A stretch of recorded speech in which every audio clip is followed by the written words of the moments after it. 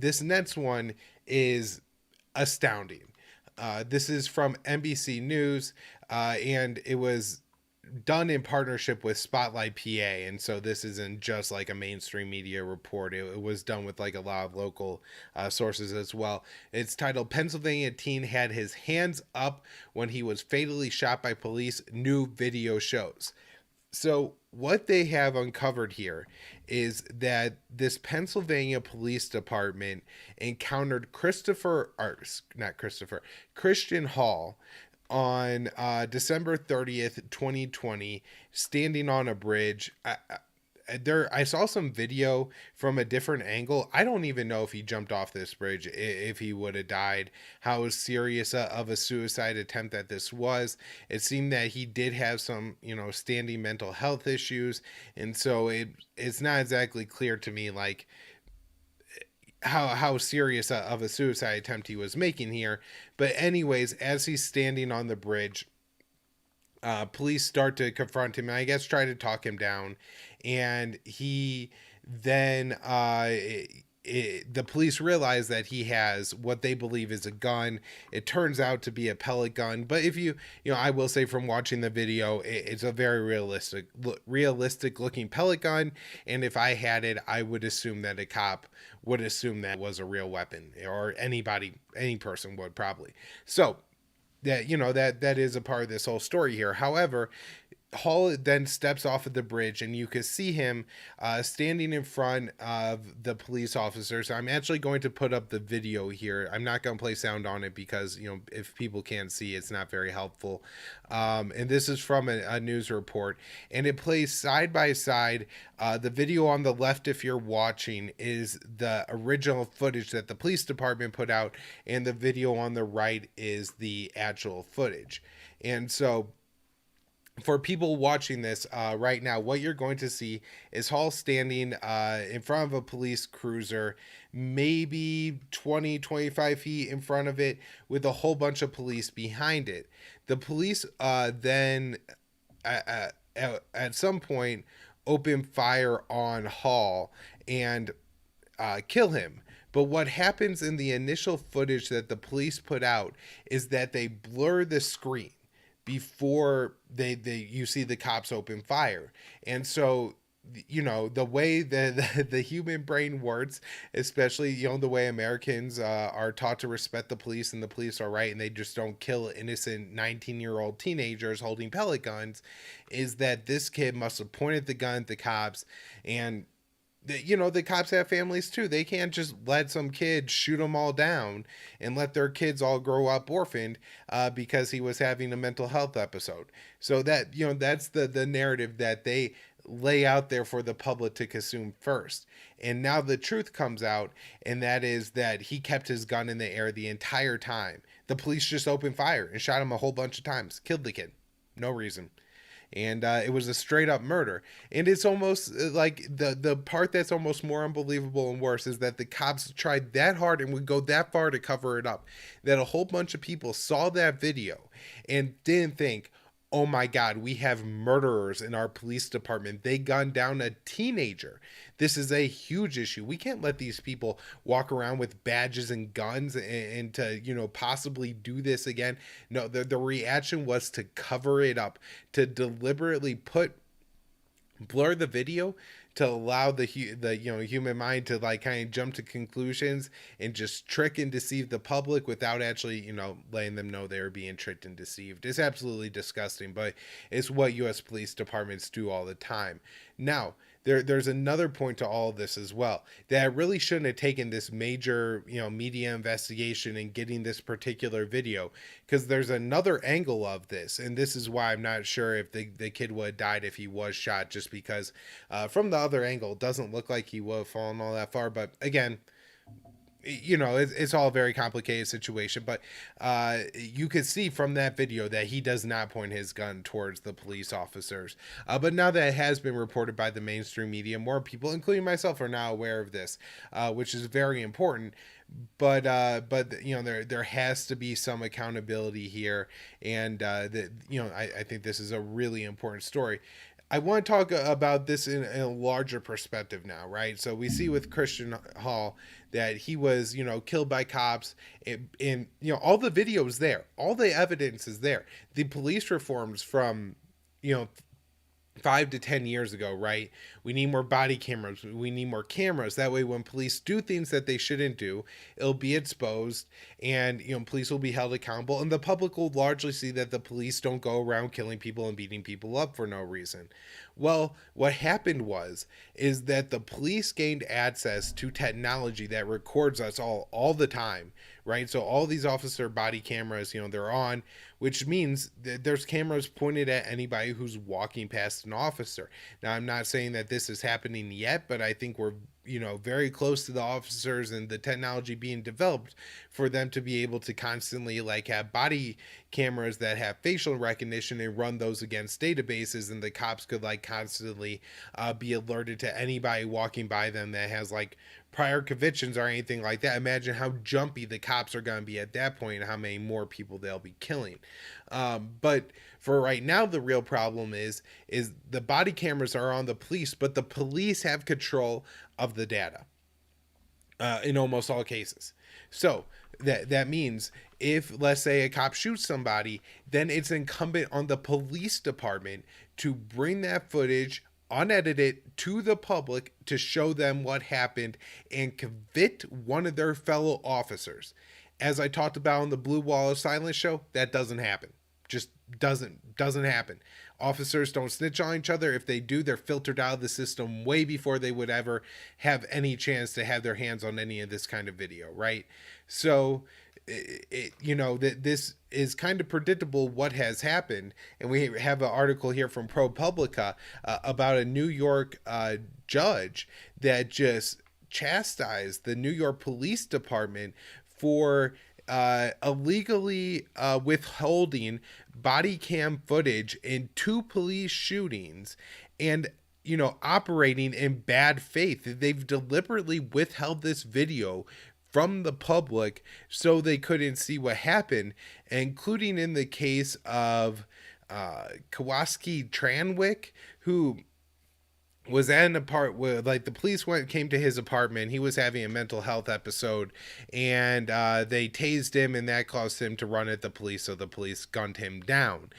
The police officers in the video who actually shot Tranwick were warned by another officer to kind of de-escalate as, they were escalating.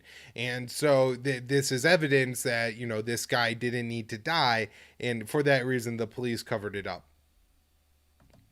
Now, talking about other ways that police, generate false crimes or stuff like that, and that is through drug testing kits. This is the story from Reason. Cops thought sand from her stress ball was cocaine. She spent nearly 6 months in jail. It's the story of Ju'zema Goldring, and she was, this is just the most unbelievable thing, right? The most cartoonish crime that somebody could ever be arrested for is jaywalking, but she was inappropriately arrested for jaywalking. She wasn't in jaywalking. They incorrectly accused her of that and used that to take her into the police station. Once there, they looked through her purse, they cut open a stress ball, and then they tested it using these NARC-2 tests, and several tests later, they produced a positive, and Miss Goldring ends up in prison for 6 months. Now, that sounds absolutely horrible, but you do assume that it took them 6 months to actually run it through an actual testing site. And once they did, they found out that, oh my God, we got it wrong. They called up the judge. They said, hey, judge, that wasn't cocaine. It was sand. The test kit got it wrong. You got to let this girl out of jail. No, they found out 2 months into her 6 months in jail that this what was sand and not drugs, and that there was no reason to hold her in jail. But they continued to anyways. Again, she spent 6 months there. So she's now suing I think most of the people involved, and good for her. Hopefully, she could actually sue the officers themselves. I believe they did not get qualified immunity by the 11th Circuit Court of Appeals. The officers' name are probably former officer, at least I would hope.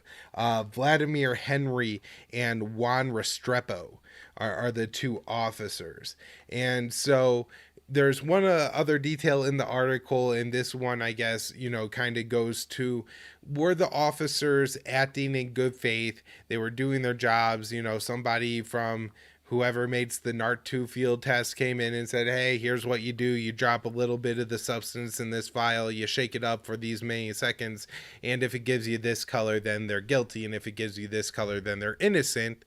And, that's what the guys did, and it came out wrong. In which case, there's a little bit of how responsible are they for this? However, what Miss Goldring alleges is that the officers conducted this test multiple times, and I'm sure that they're aware that these tests have strong possibilities of turning up false positives, right? And so if you do it a bunch of times, but not only that, they started doing the field tests inappropriately or incorrectly and generated a false positive. And if that's the case, it's essentially equivalent to kidnapping this woman for 6 months. I mean, she should have been able to go about her life and everything like that. And they, abuse the system to, throw her in a pen for 6 months. All right, now let's talk about prisons themselves. We have this case from Georgia. That last one was from Georgia, too. This one is Antonio May, who was killed by 6 prison guards in the Fulton County Jail. So he was arrested on in September 2018 for throwing rocks at a building. I guess, when they found him, they took him to, I think, the ED or something, and he was confirmed to have amphetamines in his system and was clearly undergoing some kind of mental health episode. Rather than putting him in whatever kind of situation that they would put a person like that in, they went and threw him in a regular cell, which, happens, and whatever. But here's where it really gets nasty. Once he was in his cell, May took off his clothes and exposed himself to officers. In response, 6 deputies went into May's cell, one using a taser on him without warning. A confrontation ensued, after which all 6 deputies tasered, beat, and pepper sprayed him, and this is according to the lawsuit that May's family estate is putting forward. Then the deputies allegedly placed May in a restraining chair and covered his head with a spit mask. And then I guess they tried to wash the pepper spray and whatever else. If they tased him and beat him that much, he could have had if he was naked and stuff, wet himself or excrement on himself a little bit, and so now they're spraying him down and he ends up dead. So this is clearly a murder and a torture. It sounds almost like they might have waterboarded him to death a little bit. They put a hood over his head and sprayed him with water. Maybe they were even spraying his face to try to wash off the pepper spray or something like that. And I'm not exactly sure how he died, if he drowned to death or if it was just a combination of pepper spray and somebody throwing a hood over their head and or you have beat them. But now Aaron Cook, Guatel de la Cruz, Omar Jackson, Jason Roach, Keisha Schroeder, and William Whitaker are facing pretty significant jail time. And charged with the murder of Mr. May. And so it's great that this is coming out, but this is just one murder being charged, and apparently this was at a jail that had Taser Tuesdays. And so I'm guessing Mr. May wasn't the only man that succumbed to beating this way.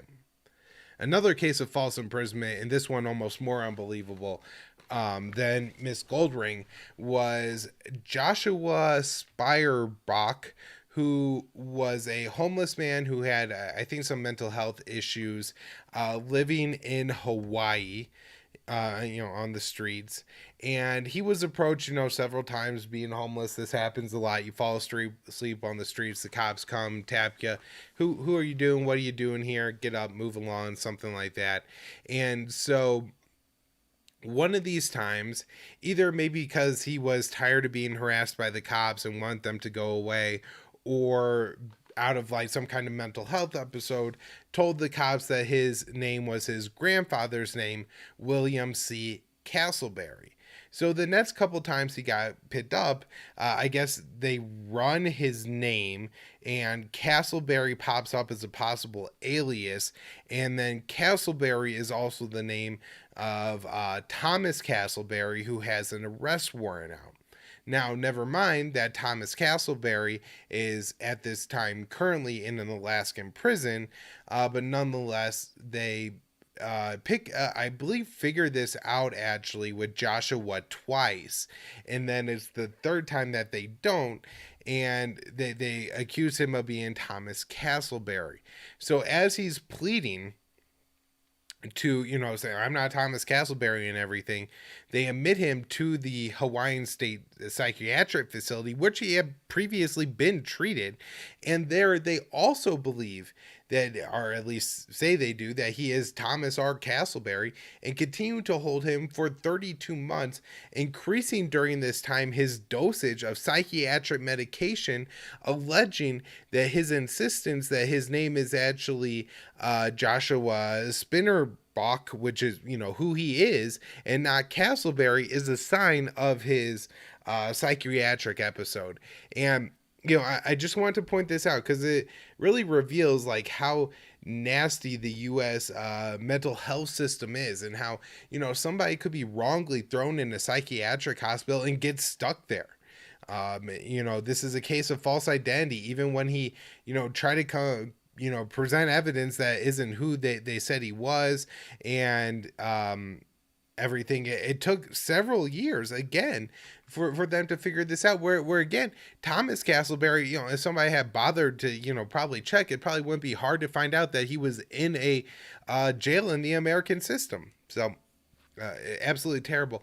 Mr. Or Joshua, I won't try to say his last name again, is actually suing everyone who wrongly held him captive, and hopefully he gets a substantial amount of money and causes people to really consider what they're doing, when they're keeping people in jail forever. The Elijah McClain story, which we have followed a lot here on Conflicts of Interest, breaking down how police and EMTs worked together to kill this young man for absolutely no reason with a massive dose of ketamine.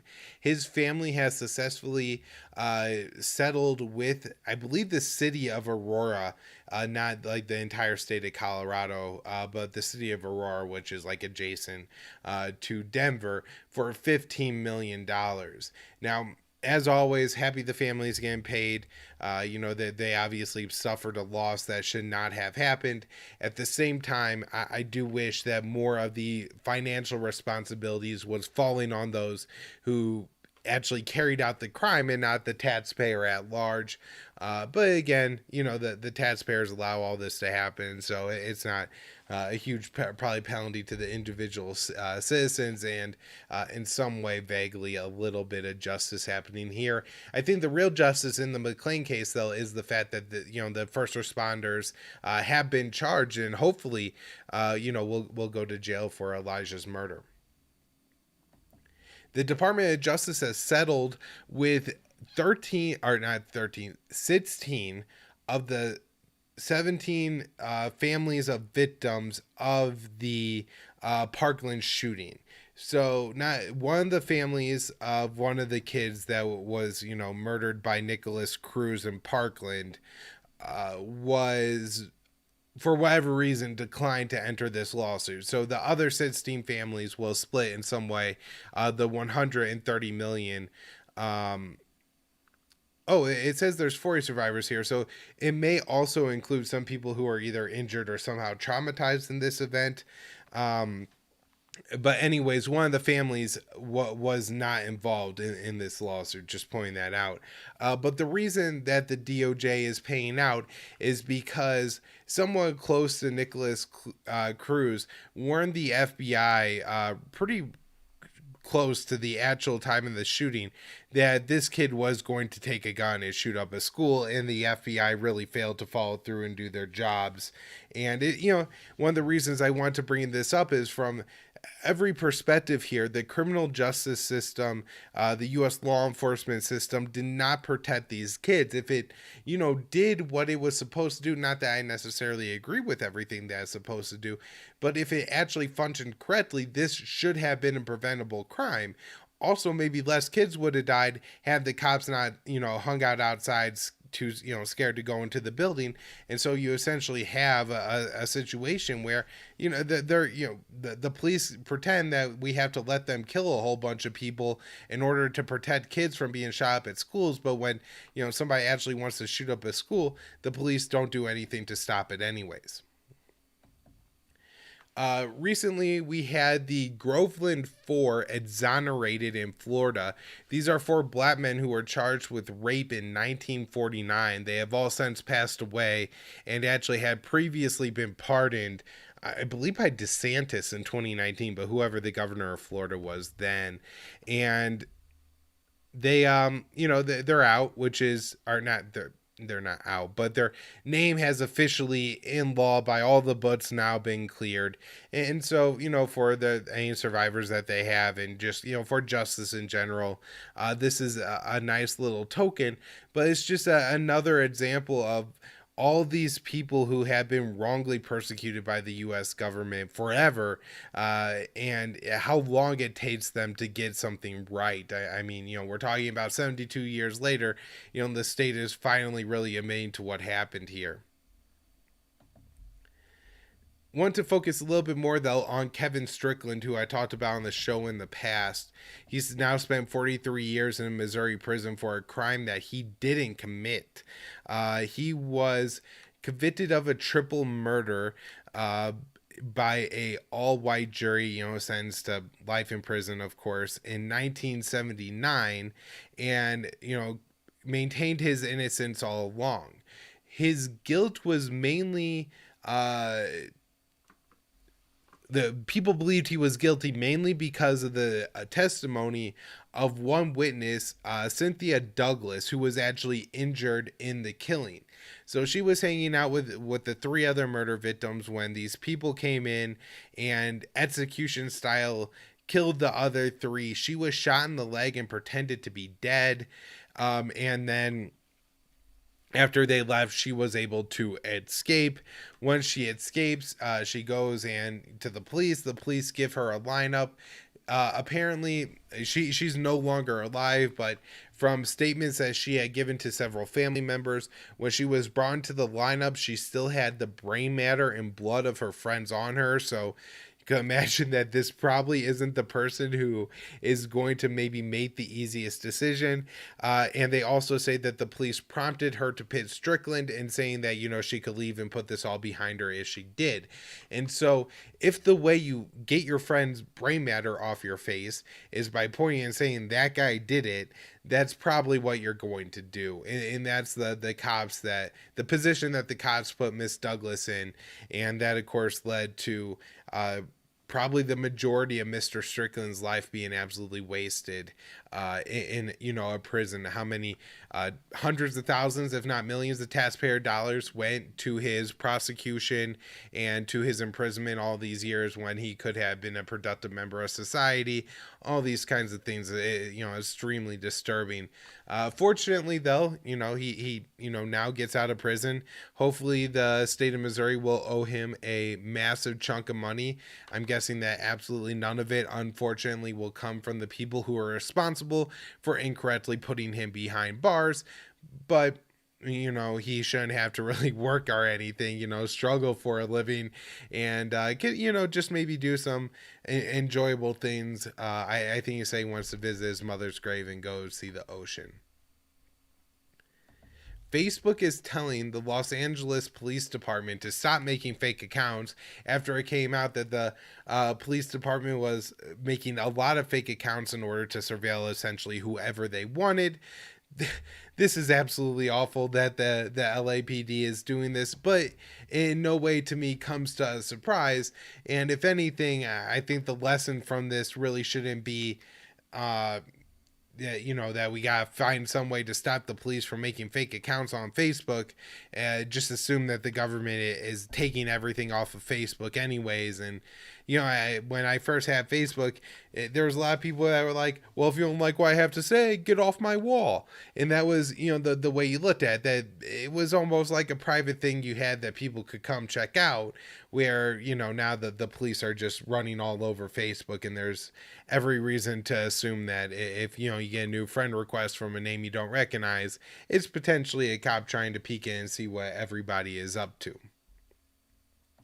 Another thing going on in American prisons is that there's been a months-long labor feud between the Bureau of Prisons and its main labor union. And this labor dispute, the lack of a contract, is preventing a key part of the First Step Act from going in place, which would allow tens of thousands of inmates to access programs that reduce recidivation and then get time earned credits to get out of jail sooner. And so it's absolutely insane that this is going on. Inspector General Michael Horowitz says that the Bureau of Prisons is mainly responsible for the logjam here. The BOP is claiming that they can have in-person negotiations with the union. The union is saying that we have to have in-person negotiations. And Horowitz is saying that the BOP using COVID to cover this up is absolute garbage and shouldn't count.